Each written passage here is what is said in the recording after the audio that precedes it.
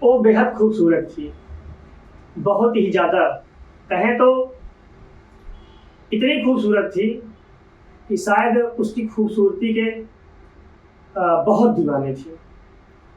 मैसूर घराने के दीवान की बेटी, उसे चाहने वालों की एक लंबी फहरिस्त थी, लेकिन सबको छोड़कर उसका दिल एक ऐसे शख्स पर आया जिसने पहले तो उसे बेपनाह मोहब्बत की, फिर जिंदा चुनवा दिया, फिर उसी कब्र पर 3 साल तक नाचता था।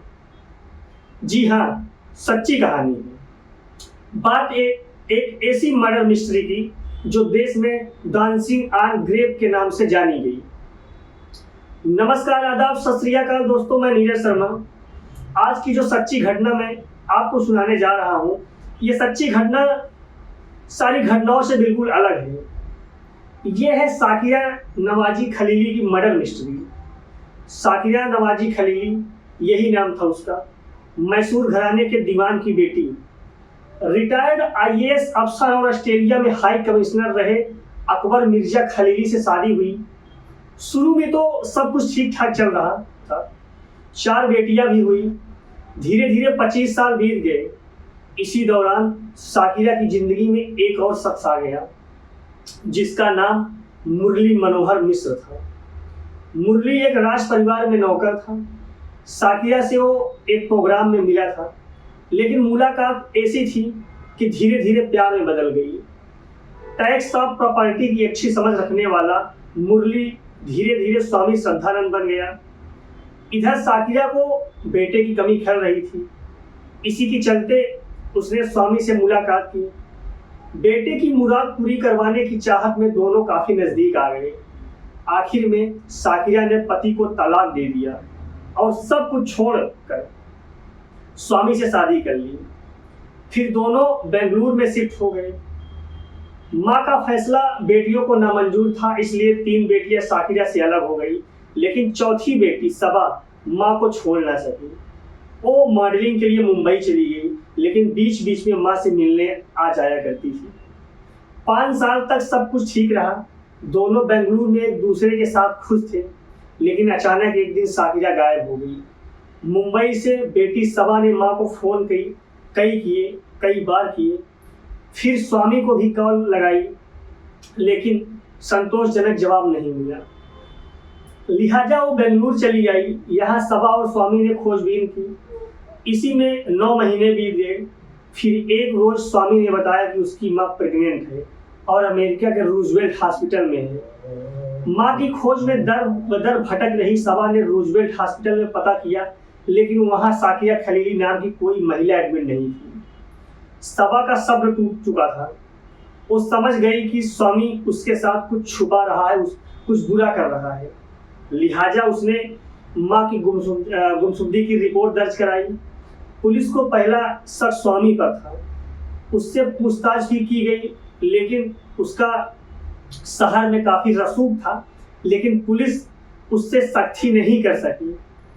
काफी जांच पड़ताल के बाद भी कोई सुराग नहीं मिल रहा था। नौबत केस बंद करने तक आ गई थी। लेकिन एक दिन कुछ ऐसा हुआ कि साकिरा मिल गई और रात थी 29 अप्रैल 1994 की। बेंगलुरु की क्राइम ब्रांच का कांस्टेबल एक ठेके पर बैठा था। तभी शराब में धुत एक शख्स आया। वो कांस्टेबल के सामने ही कहने लगा कि जिस शख्स को पुलिस ढूंढ रही है, जिस साकिरा को पुलिस ढूंढ रही है, वो तो जिंदा नहीं है। पुलिस उस शख्स को कस्टडी में लेकर पूछताछ की। यह शख्स कोई और नहीं बल्कि स्वामी का नौकर था। उसने बताया कि स्वामी ने साकिरा को जिंदा ही ताबूत बंद कर दफना दिया था। नौकर से पूछताछ के आधार पर स्वामी को हिरासत में लेकर कड़ी पूछताछ की गई। तब जाकर उसने सब कुछ उगला। उसने बताया कि साकिरा से उसकी दौलत के लिए प्यार और फिर शादी किया था। उसे वो दौलत मिलने भी वाली थी, लेकिन साकिरा ने अपनी सारी दौलत प्रॉपर्टी 4 बेटियों के नाम करने का फैसला कर लिया, जिसके बाद उसने साकिरा की हत्या का प्लान बनाया। 28 अप्रैल 1991 का दिन था। स्वामी ने घर के सारे नौकर को छुट्टी दे रखी थी। फिर खुद से चाय बनाई और उसमें बेहोशी की दवा मिला दी। चाय पीने के बाद साकिरा बेहोश हो गई। उसे गद्दे में लपेट कर ताबूत में डाल दिया, फिर जिंदा दफना दिया। उसके ऊपर शानदार टाइल्स लगवा दिए।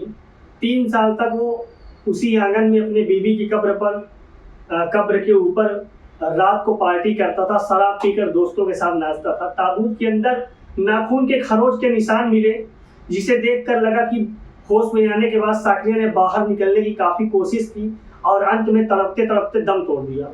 ताबूत में बरामद अंगूठियों और चूड़ियों से साकरिया की पहचान हुई। सुप्रीम कोर्ट ने स्वामी को उम्र कैद की सजा सुनाई। अब वो कर्नाटक के जेल में बंद है।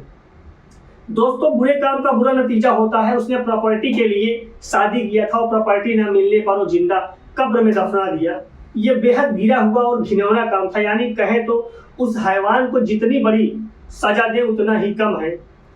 दोस्तों, हमारी इस कहानी को सुनाने का उद्देश्य किसी को परेशान करना नहीं है, किसी को तंग करना नहीं है, किसी को हर्ट करना नहीं है, बल्कि जागरूक करना है कि आप लोग सुरक्षित रहें, अपना ख्याल रखें, ऐसे व्यक्ति से दूर रहें जो व्यक्ति केवल अपने स्वार्थ के लिए ही किसी को यूज करता है, चाहे वो पुरुष हो या महिला हो।